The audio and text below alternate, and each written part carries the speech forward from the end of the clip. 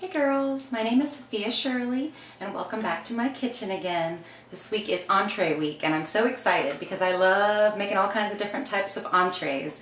And again, I want to say thank you to Philadelphia Cream Cheese and to Paula Dean for allowing us a chance to actually compete in this competition. It's been so much fun so far and I just can't wait to show you this dish. And today I'm all alone, so I'm going to be taping myself, but I'm going to do my best to show you actually how to make they are chicken breasts stuffed with a mixture that has some of my favorite flavors in it, and those flavors are it's a chicken breast filled with basil, sun-dried tomatoes, and goat's cheese. And for those of you who haven't had goat's cheese before, it's very yummy and tangy and creamy, almost like Philadelphia cream cheese. And we're actually going to mix the Philadelphia cream cheese in with the goat cheese, and that's just going to make a yummy, scrumptious stuffing, and I can't wait to show you what's in it. So here's our beautiful spread of ingredients that we're going to be using for this yummy stuffed chicken meal. This is actually a mixture of some Philadelphia cream cheese, which I melted up, and then I mixed it with some crumbled goat cheese that I also melted down, and look how nice and creamy that gets when you melt them together. So all you're going to do is just get this in a bowl. We're just going to put everything in a bowl and mix it, and then the stuffing is going to be ready. So this is pretty easy test. I'm in school also, so I'm still thinking about school, but this is a pretty easy recipe to make. And then these are some sun-dried tomatoes. I'm going to use maybe 2 tablespoons. I really like those. I don't know if you've tried these either, but they're just really, really yummy. And then we have some garlic, minced garlic. I'm just going to dump everything right in there. And then some chopped basil. Put that right in there. Ooh, it smells so good and fresh. We have 1 teaspoon of salt. And then I'm just going to mix this all together and kind of show you how this looks here once it's all mixed up. And then after it's all mixed up, you don't really have to do much more except fill those chicken breasts, get them in the oven, and then start on your pasta.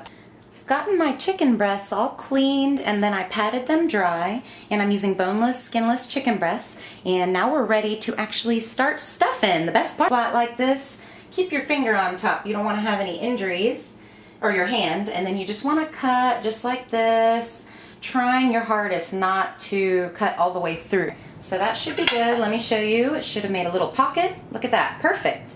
Perfect little pocket.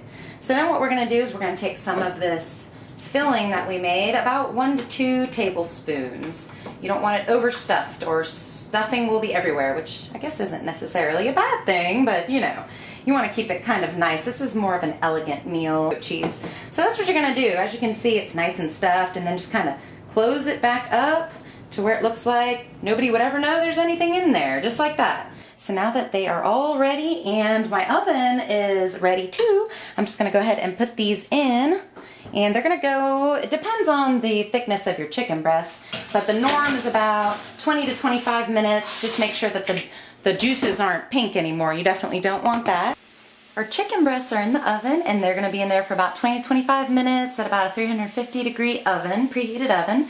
And as you can see, I've already put my 2 tablespoons of actually the oil from the sun-dried tomato can that I found, and that's the oil we're going to be using, and that infuses all of these onions and mushrooms and everything with this yummy sun-dried tomato taste. I love it. And then next we're going to just put in a little bit of garlic. Garlic makes everything yummy.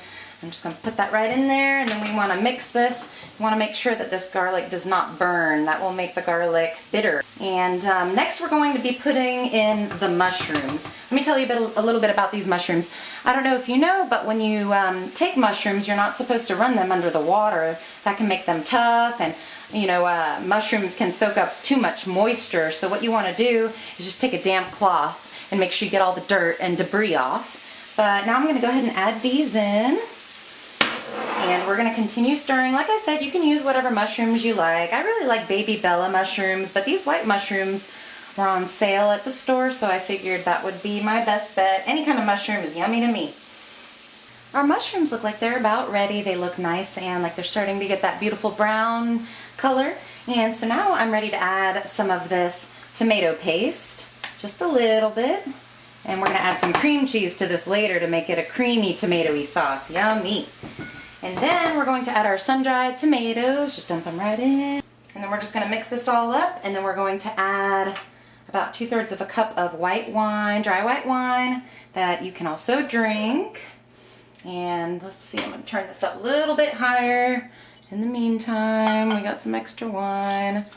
Pour myself a cup. Cheers!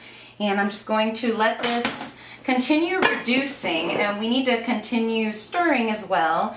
And we want this mixture to reduce by half, so it will thicken and it'll be ready soon to go on the pasta, which we actually haven't even started, but I still have a while left on my chicken breasts. So that will be our next.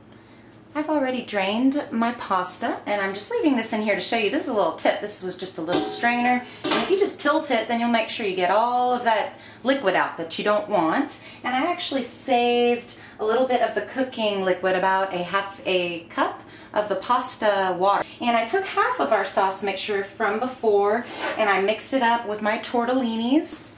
And then I'm going to take half of my cream cheese, put it right in here, half of my other cream cheese mixture, put it right in there, and mix this up while it's nice and warm so everything will get creamy. Just going to add some basil to give some color, and then I get to show you the yummy stuffed chicken breast with the goat cheese, sun-dried tomatoes, and basil, and onions, and cream cheese. Wow, I just can't wait.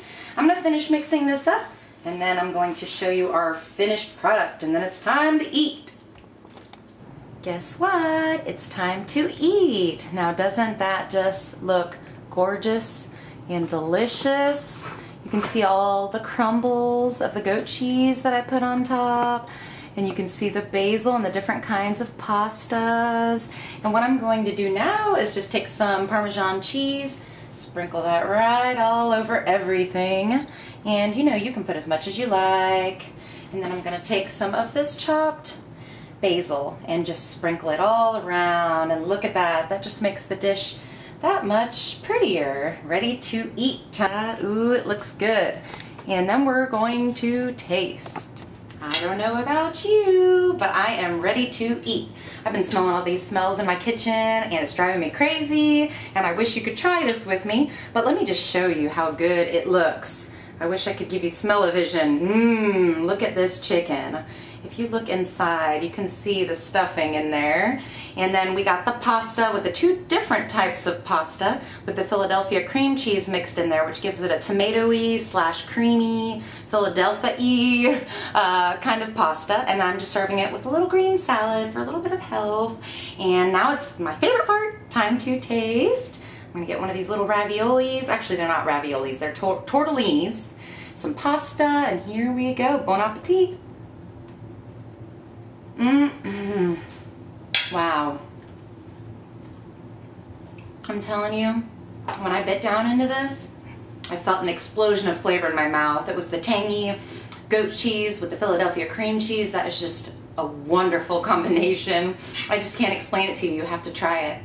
And then with the nutty whole wheat pasta and the two different types of pasta, that sounds good to any pasta lover to me. And then also just a little green salad, you know, so that we can feel even more healthy. But I'm going to keep on eating, and I'll see you next week for the next challenge, and I hope you consider me for the Real Women of Philadelphia. I'm going to finish eating, but I'll see you next time.